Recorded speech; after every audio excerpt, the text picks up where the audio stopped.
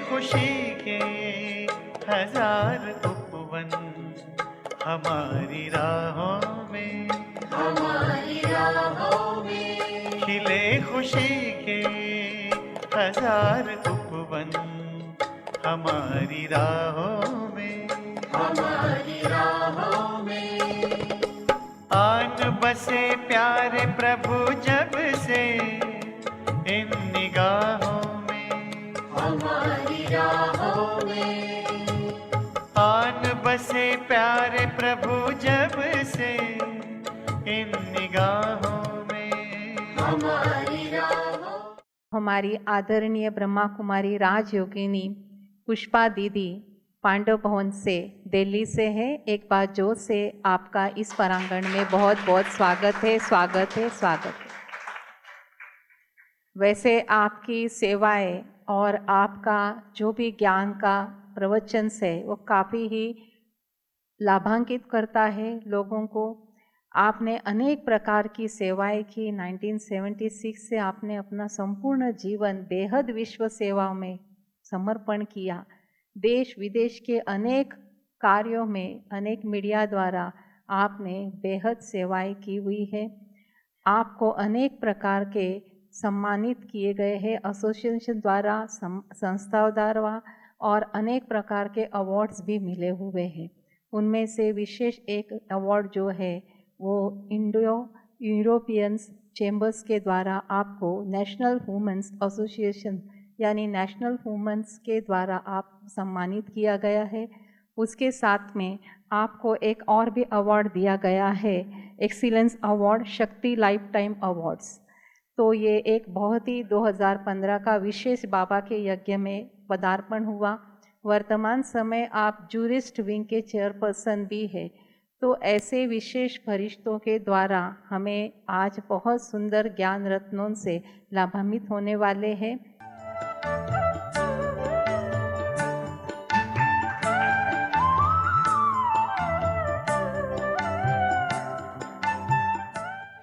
ओम शांति।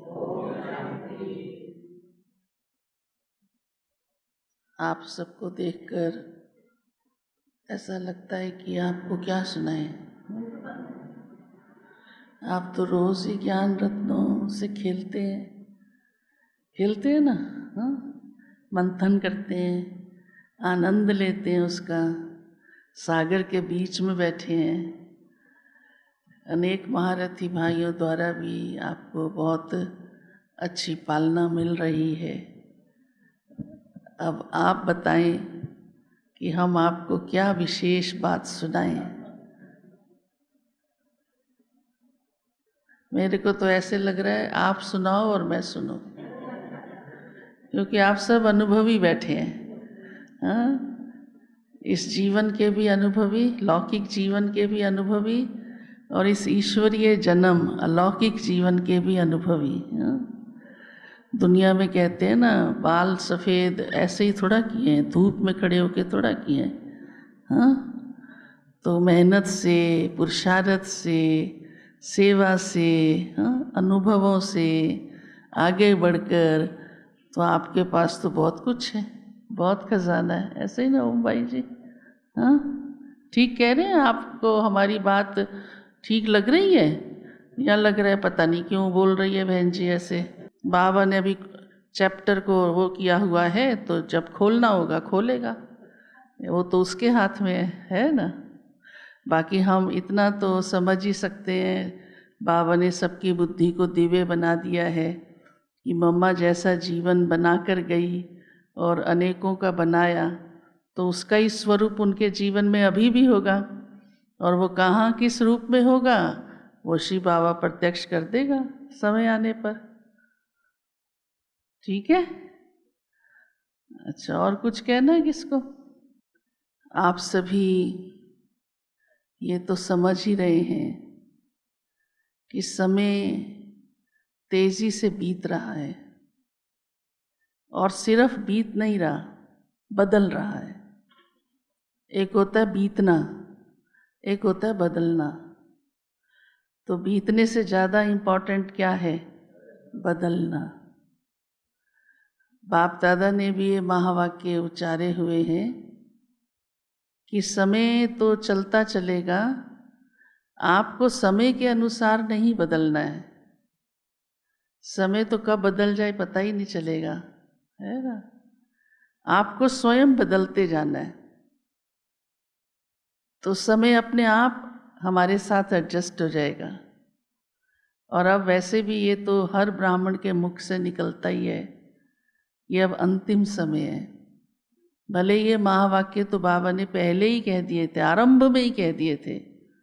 ब्रह्मा बाबा को तो शुरू में ही ये एहसास हो गया था कि अब अंतिम समय है। बाबा को लगा कि मैं इतना बड़ा हीरों रत्नों का व्यापार करने वाला, तो ये दुनिया अभी तुरंत क्या राख की ढेरी हो जाएगी।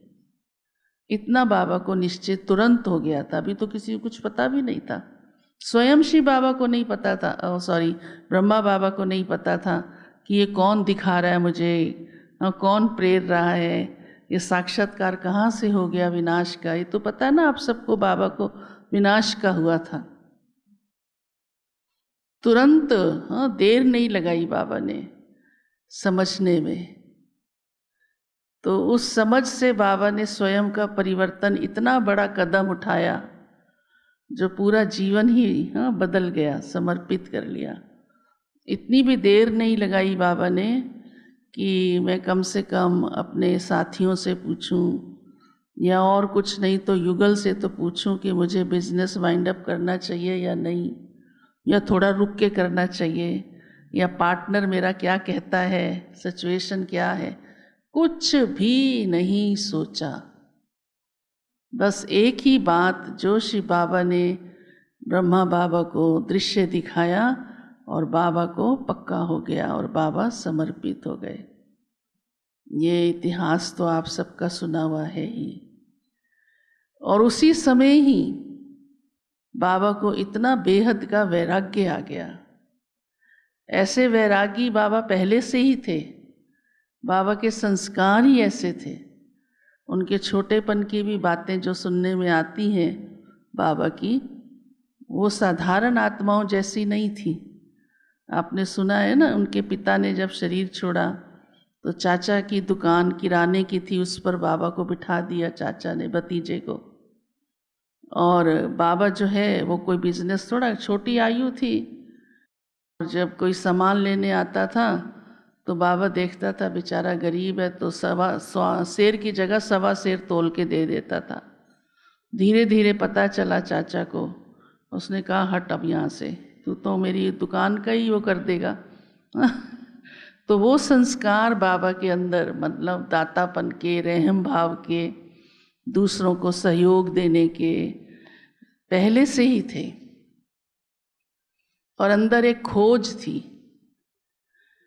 कि भगवान मिल जाए। ये नहीं पता था कैसे मिलेगा, क्या होगा, किस रूप में आएगा। कहते ज़रूर थे, भक्ति में सभी कहते हैं कि किसी रूप में तो दर्शन देगा। फिर तो आप सारी बात जानते हैं कि कैसे चैप्टर खुलता चला गया और ब्रह्मा बाबा ने स्वयं को समर्पित किया। तो बाबा उसी समय ही कहते थे कि वैराग की लहर फैलनी चाहिए। जब तक वैराग नहीं आएगा तो ये आत्माएं प्रभु प्रिय कैसे बन सकेंगी। अभी भी देखो दुनिया में दुख कितना बढ़ गया है, समस्याएं कितनी बढ़ गई हैं। भले ये बात हम शुरू से ही कहते हैं, क्योंकि दुख तो तब से, ये दुख तो 63 जन्मों से ही है, लेकिन वो बढ़ता ही जा रहा है ना। लेकिन वैराग नहीं आया। अब वो कैसे आए, इसके निमित्त कौन? उसके लिए बाबा हम बच्चों को कहता है, क्योंकि हमारा ही वैराग्य उनके जीवन में वैराग्य लाएगा। ऐसे ज्ञान सुनाते हैं तो थोड़ा समझते हैं, लेकिन वैराग आना बड़ी बात है।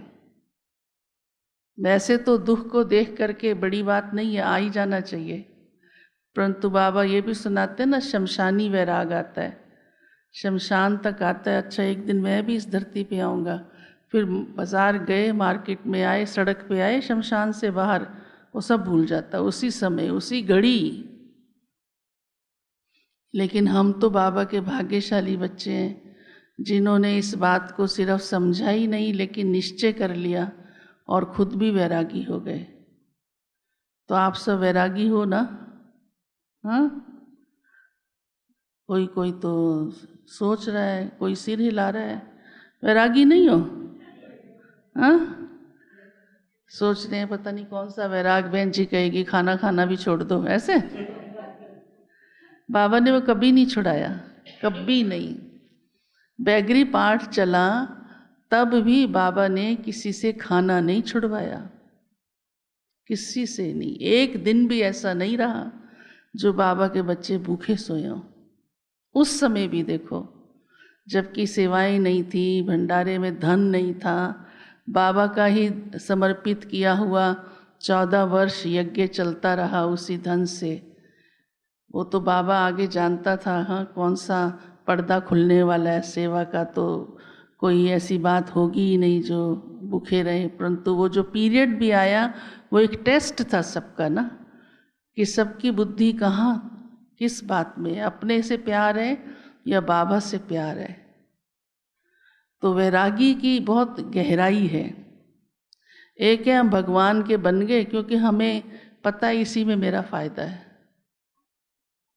तो ये अपने से प्यार हुआ या भगवान से प्यार हुआ? अपने से हुआ ना।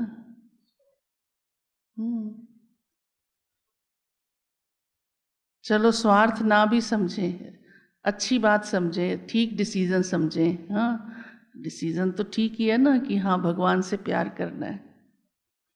उसमें भी मेरी कितनी भगवान के प्रति समर्पणमयता है। तो बाबा तब ही कहा करते थे, तब से लेकर अब दादियाँ जो उस समय आकर समर्पित हुई, वो उस समय थोड़ा इतनी एज की थी, 60, 70, 80, 90। बाबा स्वयं ही 60 वर्ष के थे।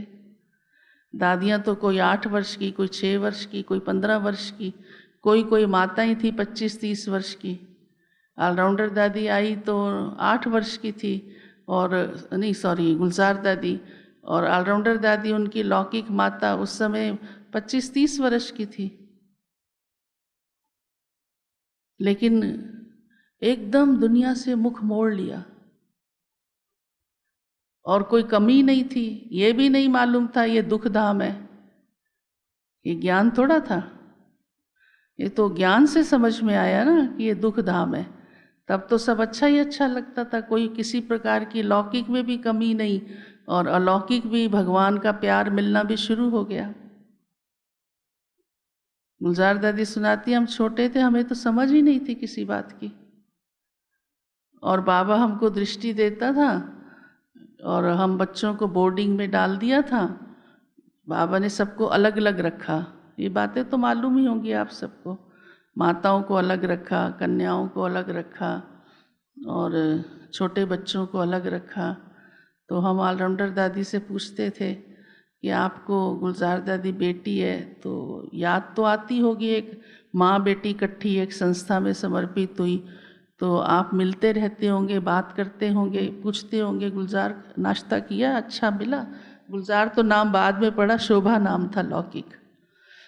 ऐसे और भी बच्चे थे। कमलमणि दादी 6 बहनें थी, छोटी एक और छोटी और बड़ी, ऐसे करके। ईशु दादी भी 6 साल की थी। रतनमणि दादी 11 साल की थी।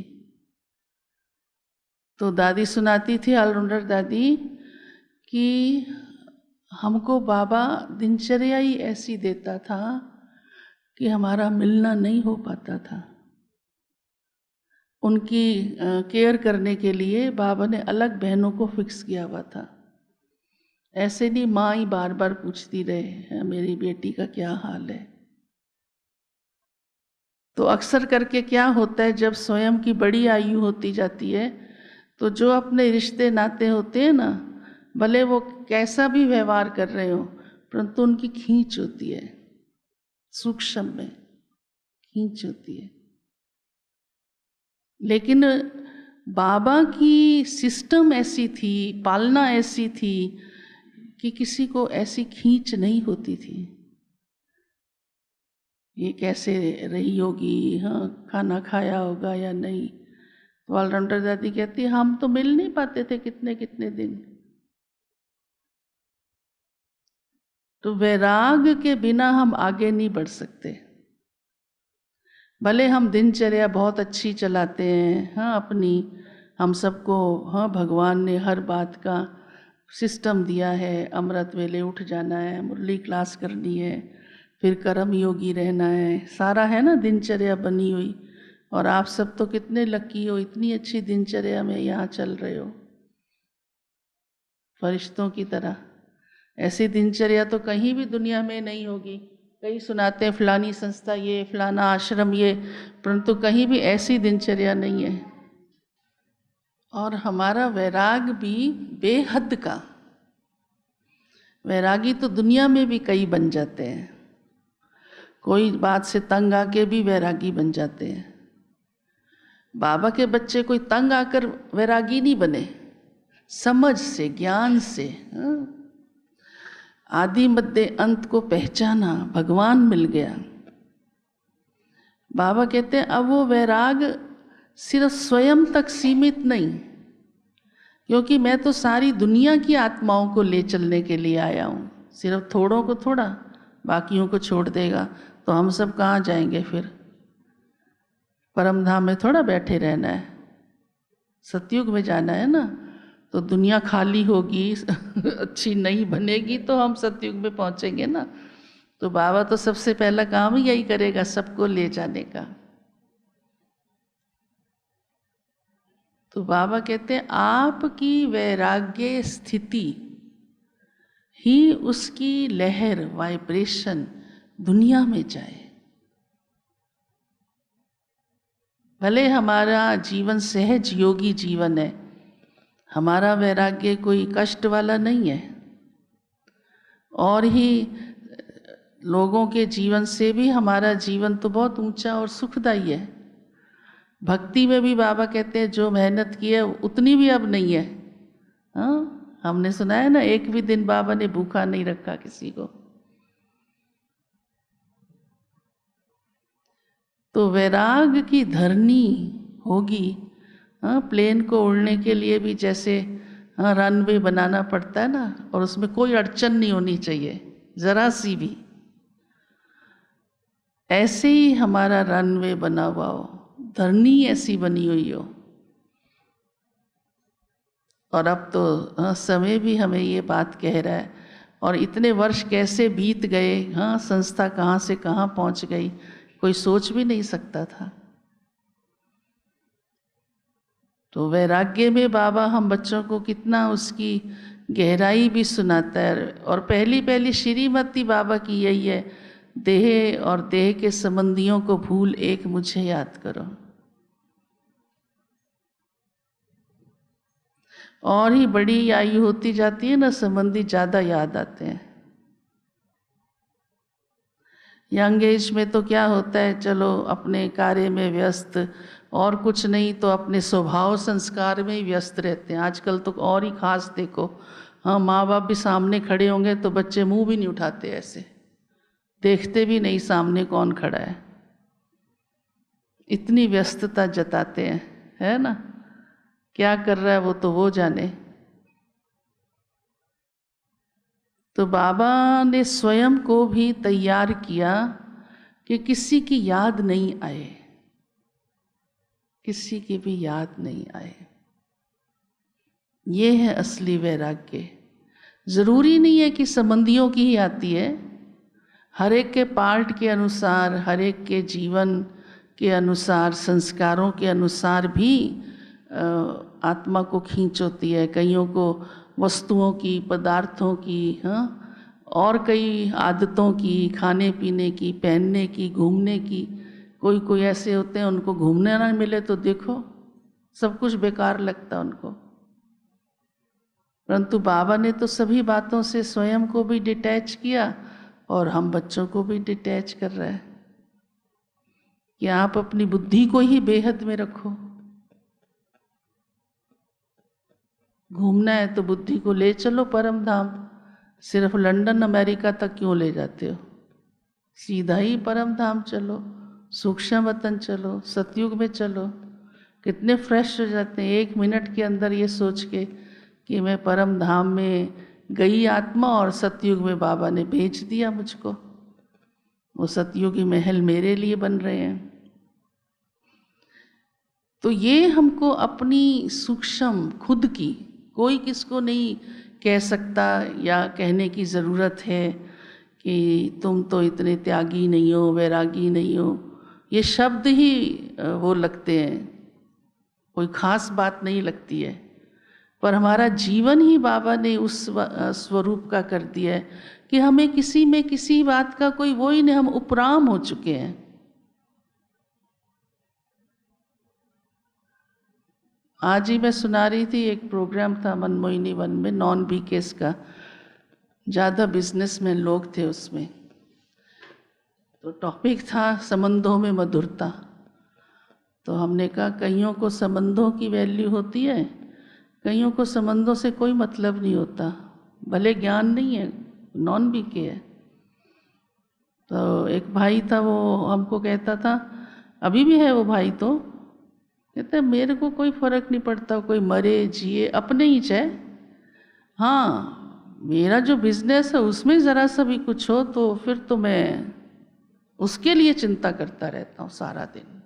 पैसा, वो ठीक, यहाँ वहाँ ये कैसे करना है। संस्कार हुआ ना। तो वैराग्य माना ये थोड़ा संबंधों को भूलो और पैसे को याद करो। यहाँ तक कि चलो आप सब तो इतने गूढ़ ज्ञानी हो, योगी बच्चे हो, इन सब बातों से न्यारे हो चुके हो, वैल्यू को समझ लिया, क्या वैल्यू है हर चीज़ की ना, कितनी है। लेकिन अपने से भी लगाव हो जाता है, खुद से भी। जो मुझको अच्छा लगता है वही हो। बाबा ये भी देखता था किसका क्या स्वभाव है, चाहे वो पहनना है, खाना पीना है, व्यवहार है, संस्कार है। अपने भी संस्कार होते हैं ना, उससे भी लगाव होता है, उसके भी हम अधीन हो जाते हैं कई बार। तो इतनी हमारी डिटैचमेंट की स्टेज हो, भले शरीर बोलता है कि अब मैं अपना तुम्हारा साथ इतना नहीं दे सकता हूँ, हाँ शरीर खुद कहता है, परंतु बाबा का साथ और हमको अपने जीवन का लक्ष्य तो मिला ही हुआ है ना। वो तो अंतिम श्वास तक हमको पुरुषार्थ करते जाना है और उस मंजिल तक पहुंचना है। तो बड़ा फर्क है हमारी जीवन में, चाहे दुनिया में कितने महात्मा सन्यासी उदासी हों, वो अपनी रीति से पुरुषार्थ वो भी करते रहते हैं, परंतु इतनी सूक्ष्मता तो उनको मालूम ही नहीं है। तो बाबा हमें कितना डिटैच कर देता है, देखो कितना डिटैच। एक बार एक सन्यासी था, तो उसको कईयों को वैराग आ जाता है ना, घर गृहस्थी से संस्कार होते हैं पूर्व जन्मों के। तो रहता था और अच्छा था, बहुत समझदार था। तो कई उसके पास आते थे शिष्य, तो एक यंग बॉय भी उसके पास जाने लगा, उसको अच्छा लगता था, उसके भी संस्कार होते ना, वैसी संगत पकड़ लेता है व्यक्ति। तो अपनी माँ के साथ रहता था बच्चा वो, तो अपनी माँ को कहता था मेरे पिता का नाम, मेरा पिता के बारे में तुम सुनाओ। वो कुछ नहीं, इंटरेस्ट नहीं लेती थी, लेकिन उसकी पालना बहुत अच्छी तरह जी जान से उसने उस बालक की। और वो बालक उस गुरु के संगत में आया, तो गुरु भी अच्छा ही था, वो भी अच्छी अच्छी शिक्षाएं देता था। तो धीरे धीरे वो बालक गुरु के बहुत समीप आता गया, सेवा करता गया। तो सेवा करते करते कई व्यक्तिगत बातों के संपर्क में भी आ जाते हैं। तो वो गुरु की, क्योंकि उसकी भावना भी थी, सम्मान था गुरु के प्रति, तो उसकी अलमारी साफ कर रहा था। तो अलमारी साफ करते करते एक फ़ोटो मिला उसको उसमें, जब फोटो उसने देखा तो वो बालक तो बड़ा एकदम आश्चर्यचकित रह गया, अंदर से हिल सा गया एकदम। वो फोटो एक फीमेल का था। अब वो शशोपंज में कि ये फोटो गुरु जी के पास कहाँ से आया, तो सोच में पड़ गया मैं क्या करूं, क्योंकि अंदर से सच्चाई जानने की उत्सुकता होती है तो व्यक्ति बहुत विचार चलाता है कई प्रकार के, नेगेटिव भी पॉजिटिव भी। तो उसको सोच चला कि ये बात मैं गुरु जी से कैसे पूछूं। गुरु जी इतनी महान आत्मा, इतनी बड़ी हस्ती, मैं एक साधारण बालक और इतनी ऑर्डिनरी सी बात कैसे पूछूं। फिर उसको आया अपनी माँ से पूछूं, माँ से भी कैसे पूछूं जिस माँ ने मुझे आज तक ये भी नहीं बताया कि मेरा पिता कौन था, मेरी माँ को कैसा लगेगा। तो बड़ा असमंजस में रहा कुछ समय। गुरु जी को भी लगने लगा, पूछा तुम बहुत सोच में रहते हो आजकल।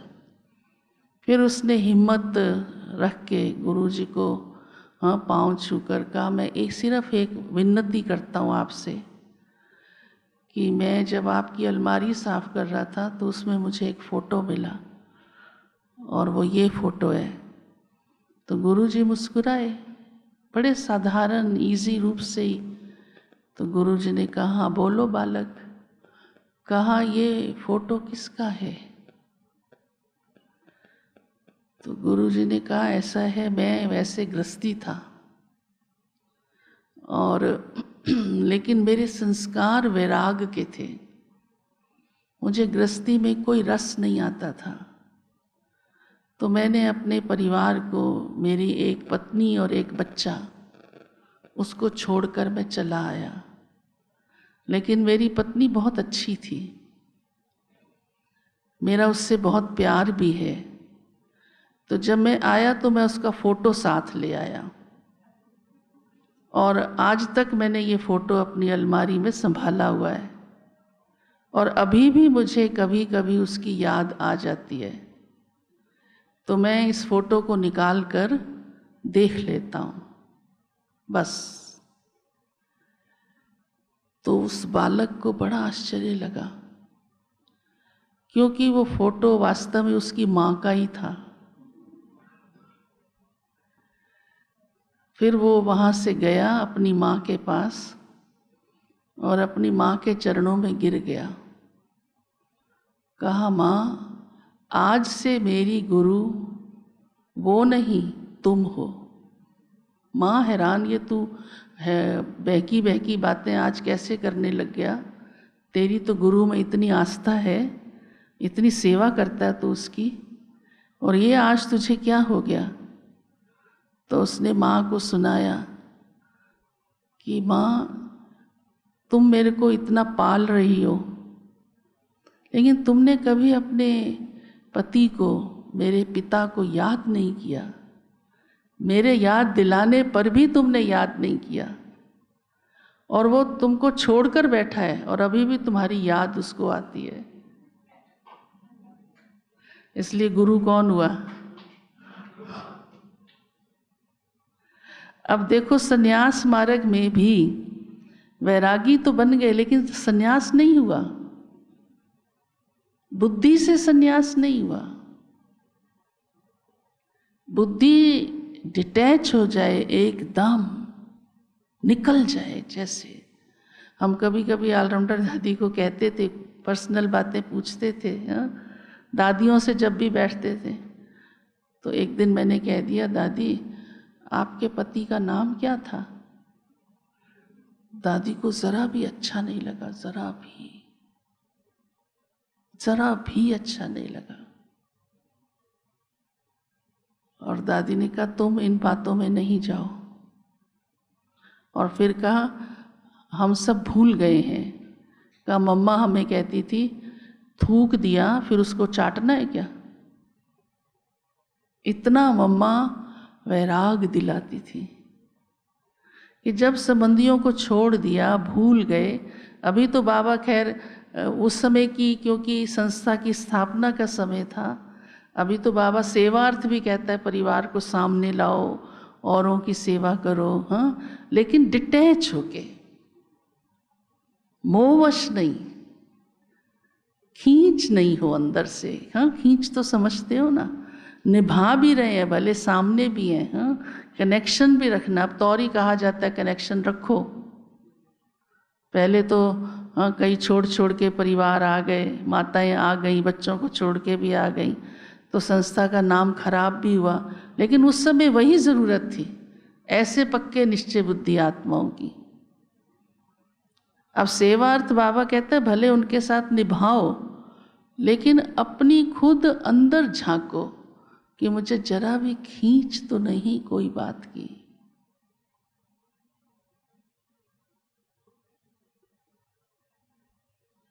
ऐसा हमारा वैराग्य बेहद का वो ज़रूरी है।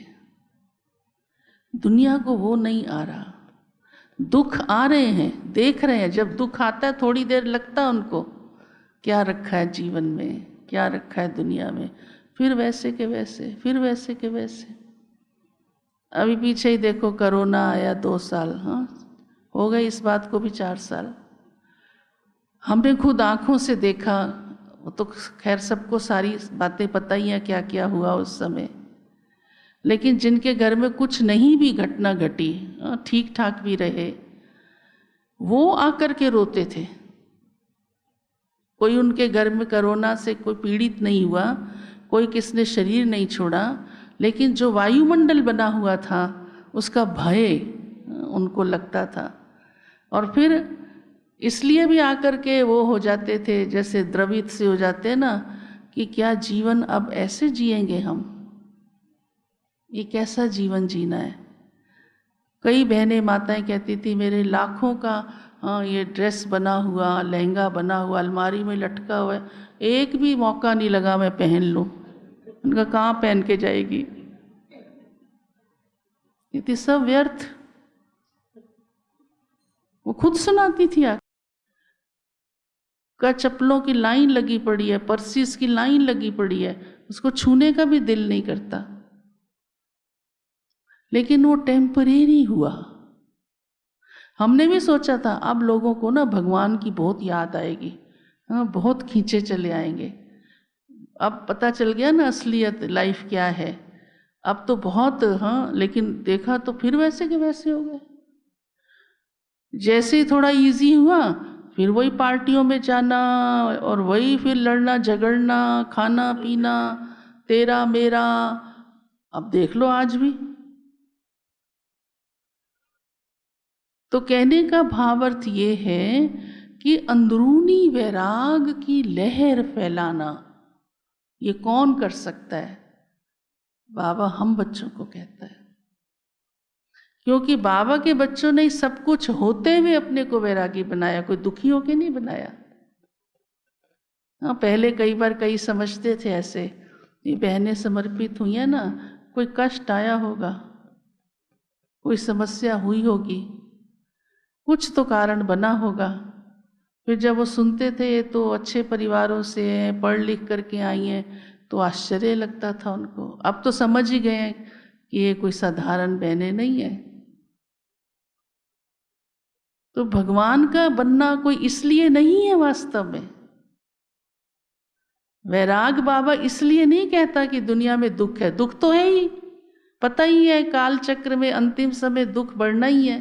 अब तो और बढ़ना है, बाबा ने पहले ही कहा हुआ है दुख के पहाड़ गिरेंगे। अब गिर रहे हैं ना पहाड़, हाँ पहाड़ भी गिर रहे हैं, तो हवाई जहाज भी गिर रहे हैं, तो सब कुछ ही गिर रहा है, और सत्य हो रही है ना बातें। परंतु हमारा है अंदरूनी नेचुरल कि एक बाबा और मैं उसकी संतान। वैसे भी अंत में बाबा ने कहा मैं तुम सबको साथ ले चलने आया हूं, जाना भी उसके साथ है हमको। बाबा कहते नैनों पर बिठाकर ले चलूंगा, तो हमें किसी की क्यों याद आए। हाँ, ये अपनी सूक्ष्म चेकिंग करनी जरूरी है कि मैंने ईश्वरीय प्रीत में अपने जीवन को ऐसा बनाया है, कोई किसी इच्छा से नहीं। ईश्वर की प्रीति तो मिली ना। फिर शिव बाबा ने हमें, क्योंकि सारी सृष्टि चक्र का दर्पण सामने दे दिया कि अब ये अंतिम जन्म कैसा होना चाहिए, तो अंतिम पुरुषार्थ भी हमारा कैसा चाहिए। अब तो अंतिम का भी अंतिम है। हाँ, संगम युग वैसे ही काल चक्र में अंतिम है, अब वो संगम युग का भी अंतिम है। ये भी देख रहे हो सामने ही सामने। हाँ, कलयुग से संगम युग आ गया, वो एक युग परिवर्तन हुआ। अब तो संगम युग का युग परिवर्तन हो रहा है, क्योंकि हम सतयुग के नजदीक पहुंचते जा रहे हैं। ऐसी हमारी प्रीत बाबा के साथ अंदरूनी नेचुरल, हाँ, बाबा और मैं, तो वो लहर सारी दुनिया में फैल रही है। ये तो समझने लगे दुख है, लेकिन सुख का रास्ता कौन सा है ये भी समझते हैं। ब्रह्मा कुमारी अब ऊंची संस्था है, साधारण संस्था नहीं है, जीवन बनाने वाली संस्था है। परंतु जीवन बनाने वाला कौन है, ये बाबा कहते हैं आपको प्रत्यक्ष करना है, बाबा को प्रत्यक्ष करना है। वो भी समय नजदीक आ गया है। तो जो आप पुरुषार्थ की बात पूछ रहे थे अपने, उसमें इस बात की अभी आवश्यकता है कि मेरी खुद की स्थिति ऐसी है। हमें सब सहज सहज मिल गया, सब अच्छा अच्छा मिल गया, सब सुख सुविधा साधन मिल गए, तो हम सहज ही सहज हैं। लेकिन भले ये मिले हैं, पर हमारा वैराग इन पर तो आधारित नहीं है ना। हमारा वैराग तो साधना पर आधारित है, कोई और बातों पर आधारित नहीं है। ये तो भगवान की हमारे प्रति प्रीत कहो, दया दृष्टि कहो कि बच्चों को कोई भी तकलीफ नहीं हो। यहाँ तक कि बाबा कहते हैं आप मोहब्बत में रहो, मेहनत भी क्यों करते हो।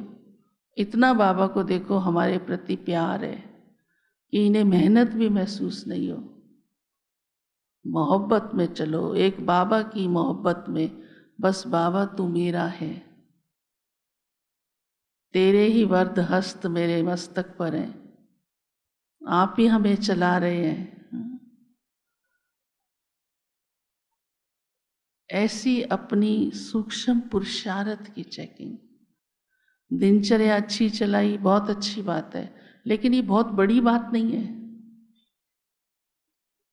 दुनिया में भी लोग करते हैं, कई साधु संत भी करते हैं। कई शिव के उपासक सारे दिन में 12 बार ज्योतिर्लिंगम पर पानी चढ़ाएंगे, जल चढ़ाएंगे, दूध चढ़ाएंगे, मंत्र जपेंगे 9 बार 7 बार, 2:30 बजे उठ करके। वो भक्ति मार्ग है भले, परंतु बाबा ने हम बच्चों को दिनचर्या दी है, हम अपने लक्ष्य की ओर पहुंच जाएं। तो वो सिर्फ स्थूल रीति की दिनचर्या तक सीमित नहीं रहना है, सूक्ष्म मेरी अपनी मनसा स्थिति की, संकल्पों की दिनचर्या कैसी है, वो तो कहीं इधर उधर नहीं चलते। उनके ऊपर मेरा नियंत्रण चाहिए। स्थूल कर्म इंद्रियों का नियंत्रण तो हो गया, अब उसका पुरुषार्थ थोड़ा करना है कि मैं कहीं बुरा तो नहीं देख रहा हूँ, कहीं बुरा तो नहीं बोल रही हूँ, वो थोड़ा करना है। वो तो आप नेचुरल पास हो गए उसमें। खुद को ही शर्म आ जाता है, कुछ ऐसा ऊपर नीचे बोल दो तो आता है ना, तुरंत अपना हम परिवर्तन कर लेते हैं कि ये ठीक नहीं हुआ, माफ़ी भी मांग लेंगे, भाई बुरा नहीं मानना, सॉरी मेरा कोई भावना नहीं थी, झगड़ा थोड़ा करेंगे। लेकिन मेरी सूक्ष्म कर्म इंद्रियां, मन बुद्धि संस्कार, उन पर मेरा कितना कंट्रोल है, ये है अंदर का पुरुषार्थ। अब वर्तमान में उस रीति से हमको सिर्फ इतना ही नहीं कि अच्छा कोई बुरे संकल्प तो मैं चलाती नहीं हूँ, अब मेरे को ज़रूरत ही नहीं है, मेरा किसी से कोई वास्ता ही नहीं है। लेकिन अच्छा बुरे तो नहीं चलाए, अच्छे कितने चलाए, कल्याणकारी कितने चलाए,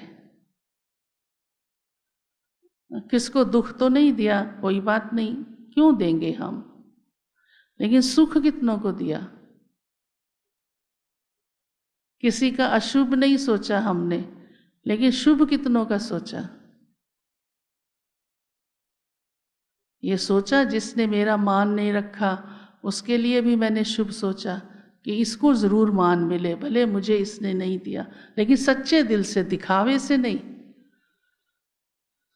एक बार एक व्यक्ति था, बहुत पहुंचा हुआ था, तो उसने कहा मैं ये जानना चाहता हूँ कि कौन सबसे अच्छा कोई विशेष कार्य करके दिखाता है। समय दिया उसने थोड़ा, फिर पूछा सभी से, तो हर एक समझता है मैंने ये अच्छा कार्य किया, ये अच्छा कार्य किया। तो उसने चांस दिया, अच्छा बताओ क्या अच्छा कार्य किया। तो एक व्यक्ति सामने आया, उसने कहा मुझे नोटों से भरा हुआ बैग मिला और मैंने उसको वापस पहुंचा दिया जहाँ जिस व्यक्ति का वो था, जैसे भी करके। तो उस हस्ती ने कहा कि अगर तुम वापस नहीं देते तो तुम चोर कहलाते, तो ये कौन सा बड़ा काम है, ये तो कोई बड़ा काम नहीं है। दुनिया में तो लोग इन्हीं बातों को बड़ा काम समझ लेते हैं ना। उसको बड़ा आश्चर्य लगा, मैंने इतना बड़ा वो किया और मैं, ये साधारण बात है, तो नेचुरल होनी ही चाहिए ना, मानवता क्या कहती है। और बाबा ने तो हमें बहुत ऊंचा उठाया। फिर एक और ने हाथ खड़ा किया, तो उसको कहा अच्छा आप बताओ क्या बड़ा काम किया। तो उसने बोला कि एक बच्चा डूब रहा था और मैंने अपनी जान की बाजी लगा के, छलांग लगा के उसको बचा के लाया। तो उस हस्ती ने कहा कि ये कौन सी बड़ी बात है, ये तो तुम्हारा फर्ज बनता है। कोई डूब रहा है, उसकी जान बचाना तुम्हारा फर्ज है, और तुम्हें तैराकी आती है, तो ये कौन सा बड़ा काम किया। वो हैरान हुआ, मैंने उसके जान बचाई और अपनी जान को दांव पे लगा के, ये भी बड़ा काम नहीं है। ऐसे और भी कई ने कुछ कुछ सुनाया। फिर एक ने सुनाया कि मैं जा रहा था, थोड़ा सा शहर से आगे की ओर निकला, तो जैसे थोड़ा ऐसा एरिया आ जाता ना, खेत और ये सब, तो एक पगडंडी के बीच में मैं चल रहा था, तो सामने से दिखाई पड़ा कि एक व्यक्ति बेहोश होकर गिरा पड़ा है और उसके बिल्कुल बराबर में बहुत गहरी खाई है, और ये जैसे ही करवट लेगा तो ये खाई में गिर जाएगा और मर जाएगा। तो कहा, मैंने सोचा इसको वहाँ से हटाऊं मैं, और जैसे ही मैं चलता हुआ उसको हटाने के लिए नज़दीक पहुँचा, तो जब मैंने उसे देखा तो वो व्यक्ति तो मेरा जानी दुश्मन था। मैंने फिर भी उसकी बाजू से खींच के उसको तो होश नहीं थी, घसीटते घसीटते धीरे धीरे उस रास्ते से दूर किया, खाई से दूर किए, इसकी जान बच जाए। तब उस हस्ती ने कहा, ये है बड़ा काम, नहीं तो तुम्हें ये आ सकता था, ये तो मेरा ही दुश्मन है, मेरी जान लेने वाला है, मुझे ही आज तक इतना नुकसान पहुंचाता रहा है, तो मैं इसकी परवाह क्यों करूं। आप आंख बंद करके भी आगे निकल सकते थे। और आज संसार में क्या हो रहा है, यही तो हो रहा है। अपने भाई बंधु की भी परवाह नहीं करते, इससे भी ज़्यादा हो रहा है, ये तो फिर भी कुछ नहीं है। तो बाबा ने भी हम बच्चों को यही बात जीवन में दी है, कोई क्या भी है, क्या भी है, हमारे लिए तो मित्र दुश्मन भी वो नहीं रही, हाँ, उससे पार हो चुके हम, ना कोई से दोस्ती ना कोई से वैर। हाँ, कि कोई आपका अपमान करता है, कोई आपका नुकसान करता है, कोई ग्लानि करता है, कोई क्या भी करता है, सहयोग नहीं देता है, समय पर धोखा देता है, ये तो आम बातें हैं।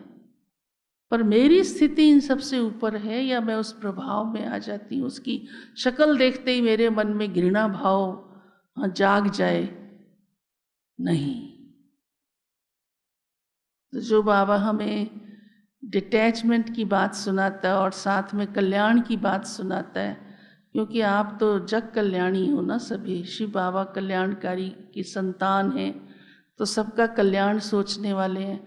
ये थोड़ा जो आपका अच्छा सोचता है आप उसका अच्छा सोचो, और जो आपका अच्छा नहीं सोचता है या आपके साथ अच्छा नहीं करता है तो आपके मन में भी साधारण ख्याल चलने शुरू हो जाए, तो फिर महानता कौन सी हुई? तो बाबा नहीं कई बार कहता, मेरी भी तो तुमने कितनी ग्लानि की है, फिर भी मैं तो उपकार ही करता हूँ ना, तुम्हें ही अपना वारिस बनाया। हाँ, तुमने ही मुझे गालियाँ दी, तुमको ही मैंने वारिस बनाया अपना। भले अनजान थे इसलिए, कोई जानबूझ के नहीं दी, परंतु अभी भी देखो कई बार कोई अपने ही कर्म के खाते के कारण परेशान होते हैं तो बाबा को भी कहना शुरू कर देते हैं, बाबा सुनता कहाँ है? ये भी अपमान है वास्तव में। क्या बाबा सुनता नहीं? अच्छा, नहीं सुनता तो कोई कारण होगा। कई बार कोई बच्चा बाप के आगे बार बार डिमांड लेके आता है, बाप खड़ा हो जाता है तो कमरे से ही बाहर चला जाता है। इसी में उसका फायदा है ना बच्चे का।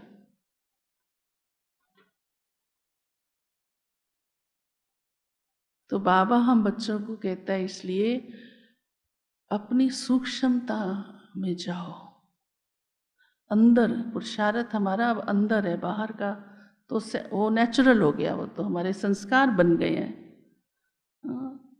हमारे संस्कार कितने अच्छे बाबा ने बना दिए। रात होती है, हमें पता है बाबा से गुड नाइट करनी है, कितने भी आप थके हुए हो, कितने भी व्यस्त हो, भोजन करना है तो थाली सामने आते ही कौन याद आता है? बाबा याद आता है। ये तो हमारी नेचुरल नेचर हो ही गई ना। ब्राह्मण माना ही क्या, ऐसे दिव्य संस्कारों को धारण करने वाली आत्मा, दिव्य मूर्त, गुण मूर्त। तो अंदर की हमारी सूक्ष्म शक्तियाँ, वाइब्रेशंस, सोच, वो बहुत दिव्य हो, दिव्य। तो हमारा हर जन्म, देवता जन्म, 21 जन्म तो देवताओं के गाए ही हुए हैं, लेकिन सारे कल्प में हम विशेष आत्मा कहलाएंगे। तो ऐसा हमारा अंदर का पुरुषार्थ दुनिया में जीवन जीने की कला को समझ सकेगा, प्रभु की तरफ आकर्षण होगा, वैराग की लहर फैलेगी। क्योंकि बाबा को लेके तो सबको ही जाना है ना, चाहे कोई हंस के जाए चाहे कोई रो के जाए। और अगर उसे पता लग जाता है कि भगवान मुझे लेके जा रहा है तो वो हंस के जाएगा ना, फिर रो के थोड़ा जाएगा। तो ये जिम्मेदारी भी हमारी बनती है कि वो भी सब हंसते हंसते जाएं, रोए नहीं हो दूर के मुसाफिर, हमको भी साथ ले चल। हम हंसते हंसते जाते हैं ना, अभी भी हंसते हैं ना बाबा, हम तो तैयार बैठे हैं। लेकिन तैयारी से तैयार रहना, बिना तैयारी कह दो हम तैयार बैठे हैं, फिर तो धोखा हो जाएगा, अपने आप से ही धोखा हो जाएगा। कई बार होता ना, पेरेंट्स कहीं जा रहे हैं घूमने, कई मैले कुचैले बच्चे ही जिद कर लेते हैं, मुझे भी ले चलो साथ। अरे कैसे ले जाएं, तुम गंदा मंदा मचा हुआ है ना। तो हमारी भी तैयारी पूरी चाहिए और दुनिया वालों को भी उस तैयारी की प्रेरणा मिलनी चाहिए, ताकि प्रभु की तरफ उनका ध्यान जाए। असली तैयारी क्या है जीवन की, उससे हम खाली ना रह जाएं। वो रास्ता भी हमको ही, मुख से तो दिखाते ही आए हो, बताते ही आए हो, अभी भी बताते हैं, लेकिन अपने संकल्पों से अब ये सेवा वो कर भी रहे हैं, लेकिन और स्पीड से करने की ज़रूरत है, क्योंकि समय ही अंतिम आ चुका है। ऐसी हमारी बेहद की वैराग्य वृत्ति फैलती जाए तो हमें भी स्वयं को बहुत शक्ति अनुभव होगी, संतुष्टता होगी, निश्चिंतता होगी और महसूस होगा कि मैं रेडी हूँ। कोई तकलीफ नहीं लगेगी, खुशी खुशी हम बाबा के साथ जाएंगे। ओम शांति। वैराग के ऊपर भी हमने बहुत सुना है, समय प्रति समय ये क्लासेस बाबा ने भी बहुत सारी चीजें कराई हैं, मुरलियों में भी आता है डिटेल में, लेकिन उसकी अनुभूति जो हमने आज की है वो शायद अब जब हम खुद पढ़कर या सुनकर या किसी साधन के माध्यम से करते हैं तो उसका अनुभव नहीं होता है। ये है वास्तविक में बाबा की तरफ से हमें एक गिफ्ट कहें। समय प्रति समय जब हमारी इसकी जरूरत होती है, ऐसी बहनें निमित्त बनकर आपके बीच में पहुंचती हैं। हम बहुत भाग्यशाली हैं कि आज भी हमें वैसा ही अवसर बाबा ने प्रदान किया है। बाबा का तो दिल से हमेशा शुक्रिया अदा रहता ही है, लेकिन बहन जी का भी, उन्होंने इस चीज़ को उसी स्पिरिट में लेकर आपके बीच में आई। हम बहुत उनके शुक्रगुजार हैं, आपकी तरफ से बहुत बहुत धन्यवाद देते हैं। ओम शांति।